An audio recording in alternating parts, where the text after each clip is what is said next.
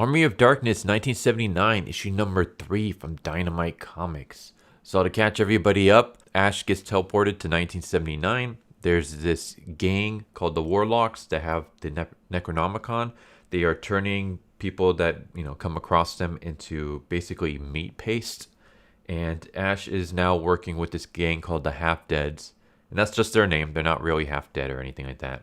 But he's working with this gang to try to stop the Warlocks. It's basically Evil Dead meets the Warriors. And in the last issue, Ash was taking on a group called the Panthers, who are a bunch of dudes who wear like panther skins. Because, like I said, it's like the Warriors, so everyone kind of has their own gimmicks. There's like the baseball team, there's the Panther team, there was the Vikings, who basically dressed up like Vikings. So everyone has their own gimmick. And in the last issue, there was a fight with the Panthers, and during the fight, Ash got tossed out of a moving subway, and that's where we start off. And Lilith, who is Ash's love interest in this, she's also a member of the Half-Deads. She tries to rile everybody up to, hey, we have to go protect Ash, but everyone kind of chickens out.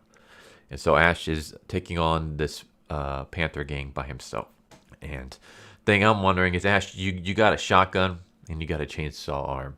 Start using it, buddy. Like the Panther gang is right in front of you. If you shoot him in the face and kill him, I'm pretty sure that the rest of the gang will not be rushing at you. That they'll probably scatter. But instead, Ash shoots him in the shoulder and I guess does a little bit of damage, which this doesn't make any sense to me because I mean we all saw what an AR-15 can do to someone's bicep, right? And that's an AR-15. This is a sawed-off shotgun that Ash is shooting at point-blank range. You can see it from this splash page right here. There is no way that this shotgun is going to do just that minuscule little damage. If anything, the spray from the shotgun is going to hit this dude in the shoulder, in the chest, in the face. Like, this guy should be dead. So, yeah, I don't know why this page just bugged the hell out of me. I guess it's because we see Ash fighting a human gang with a sawed-off shotgun and a chainsaw, and yet nobody dies. And that doesn't make any sense to me. How the hell do you fight with two lethal weapons and no one gets killed? Especially when you shoot a sawed-off shotgun. A sawed-off shotgun means that the spray is going to be a lot larger than a regular shotgun. So you're shooting a sawed-off shotgun at point-blank range at a dude's arm. That arm is gone. Not only is that arm gone, but other parts of this dude is going to be just pelted. Like I said before, his shoulder, his chest, his face, his torso, like from this close. But instead, he does very little damage to this guy. He just does a little bit of damage to his shoulder, and that's it. And then we see this other scene where it doesn't make sense to me. So we see Lilith, she jumps into the fray, and then and she's kicking someone. In the background, you see Ash, and he saws this dude with the chainsaw. But then after the fight is over, there's no dead bodies. Like everybody runs. Like you see this guy, look at him. He, dark skin, reddish shirt with the Puma thing, the panther skin, and he gets sawed, and you can see the blood and guts dripping everywhere. But then later on, we see him here just fine, and he's running away without any wounds. So I don't know if this is the writer, or I would say this is a fault of the artist, maybe. But yeah, this fight is weird. Like you have two moments where people should be dead, and then they're not. You have one guy, like I said, he gets shot point blank with a sawed-off shotgun, and then he just has a little bit of he has a scratch on his arm from a shotgun blast. Then you have another dude who literally gets bisected with the chainsaw, and you see his blood and entrails squirt out. And then now you see him again, and he's fine. So yeah, that bugged the crap out of me. But eventually, the rest of the half gangs, they work up the courage to get back involved and help. And then afterwards, he says he apologizes, and Ash is like, you know what? Better late than never. Like, thanks for the save. And Lilith is kind of like, she's kind of shocked because she's like, if it was the previous leader and people had wimped out, he would have gotten a beat down. But Ash isn't that kind of guy. He's not going to be beating down his own gang. Instead, he's like, We can't do that. We got to work together and focus on getting the Necronomicon. And then we have 2 pages wasted on the same thing. Basically, it's 2 pages of a reporter talking about how there's bodies who are basically been turned into meat paste.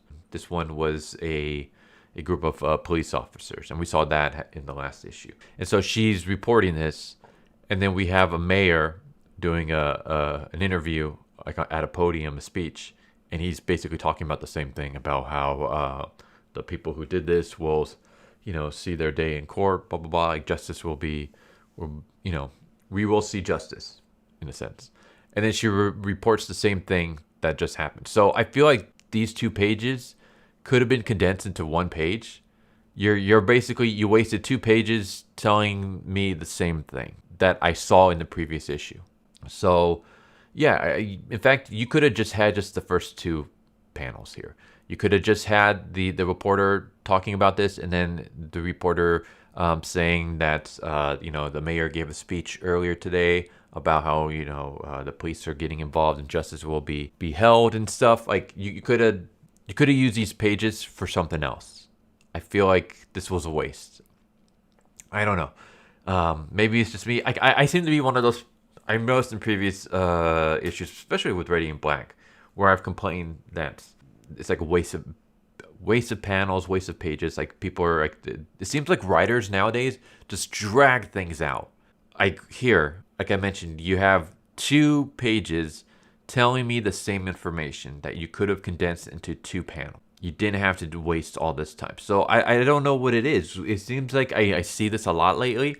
Like before, every single, when I do retro reviews, every panel has so much information. Every panel is like, stories seem to be a lot longer. Stories seem to be a lot more like epic, and it takes more time because they're fitting a lot into 20 so pages.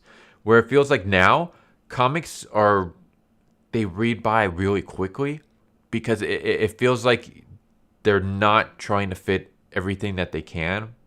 Instead, there's too much. Like you'll have panels that are just repeats of the previous panel with a little bit new information. There are times where, like, I see somebody passing out, and rather than just we see a panel of them and their eyes are already closed, and it's like so and so faints or whatever. We will see them like slowly closing their eyes, blinking, and then we'll have multiple pages of just black panels. It feels like, I don't know, is it just me, or does it feel like stories are so much shorter because you can just drag things out for an entire issue? I don't know if I'm making sense with this. It feels like when I'm reviewing new issues, the reviews are a lot shorter than when I'm reviewing retro issues. When I'm reviewing retro issues, those videos tend to be a lot longer because it feels like there's a lot more to tell. There's a lot more story in there. Whereas here, there's not, because either we get repeated stuff or I feel like we get what I call wasted panels, where it's like we have to have an entire page of blackness to represent someone being unconscious, and it's like you don't need to do that. Like I can easily get that this person's unconscious by just having their eyes closed. Something like something like that. Yeah, getting back into this, we got 2 pages wasted on the same information. We got the warlocks. They're inside an abandoned, or they're inside like the subway tunnels, and the leader is talking about how they're going to conquer the world, and the rest of them are like, we don't really want to conquer the world. We just want like a block in the South Bronx, and we just want people to respect us a bit more. That's it. We don't need to conquer the world. And everyone else agrees except for the leader. So the leader kills a couple of them and basically says that, this journey can't be done unless everyone is in agreement. So everyone now agrees to follow along the leader because they're scared of having their flesh ripped out of them. And then there's this weird thing where we cut to Ash and stuff, and Lilith decides that it would be a good idea for her to try to basically be an agent and basically double-cross the Warlocks by pretending to be the Warlocks and get welcomed into their group. It doesn't make any sense to me because they find out where the Warlocks are later on. They find out that the Warlocks have a base in the subway tunnels. So Lilith's plan is to what? To get into the good graces of the Warlocks and gather information on what they want to do? We already know what they want to do. They've already said what they wanted to do. And if you know where they're at, then why not just confront them there? Ash can just be like, okay, we know they're in the subway tunnels. Let's go get them. Ash has fought literally an army of darkness before. He can take on a street gang. That whole thing doesn't make any sense. It's just, I don't know where the writer is going with this. It should have just been like, okay, we know where their location is. Let's go and get them. Or if you want to have her try to play nice with the gang, have them not know where the gang is at. Have them decide, you know what, let's kind of go our separate ways and search for information, and we'll all meet up at this diner at this time or whatever, and we'll share whatever clues we got or something like that. And as they're all gathering different clues, Lilith stumbles upon the Warlocks, and then that's when she's like, oh shit, I have to come up with something hilarious. They're going to kill me. Hey, do you guys need any new members? And then that's when she decides to like, okay, maybe I can buy me some time by pretending that I want to join their gang. Something like that would have made a lot more sense rather than, hey, we know where they're at. We're going to go there just to get more information on them. But we already have all the information. We know what they want. We know they want to take over the world. They mentioned that in the first issue. We know they have the Necronomicon. We know they're using the Necronomicon's powers to further their goals. What else do we need to know about them? Let's just fight them. So yeah, I would say this issue is a lot weaker than previous issues. It's just, I don't know. It feels like it's falling apart, and I'm hoping that the next issue redeems itself. Like, this wasn't a terrible issue. There was some, good, funny moments and stuff like that. Moments that I'm not going to mention because I don't want to spoil everything that goes on in here. But let's just say that there's another confrontation with another gang, and that it's pretty good. But other than that, like I said, the fight scene didn't make any sense. You have people who should be dead, but they're not. You have wasted panels just giving me the same information over and over again. You have this plan with Lilith that doesn't make any sense to me.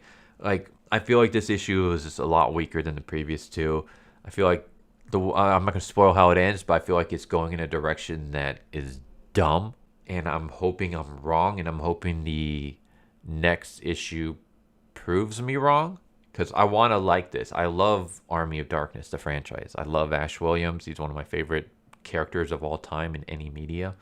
So I want this to be good because this is a franchise that I truly enjoy. But this issue just didn't do it for me. The previous issues did. Previous issues were good.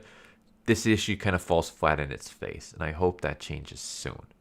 I hope that changes with the next issue. We'll see. But yeah, there you go. Army of Darkness, 1979, issue number 3. Hope you guys enjoyed the video. You guys tell me what you think. What are your thoughts on it? But yeah, I hope you guys enjoyed, and I hope to see you guys next time. Take care, everybody. Later. So what'd you guys think of that video? Hope you guys enjoyed. If you guys haven't already, please subscribe. Hit that bell for a notification. Leave a like if you enjoyed the video.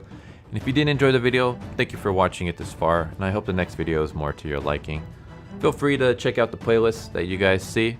And I hope to see you guys next time. Later.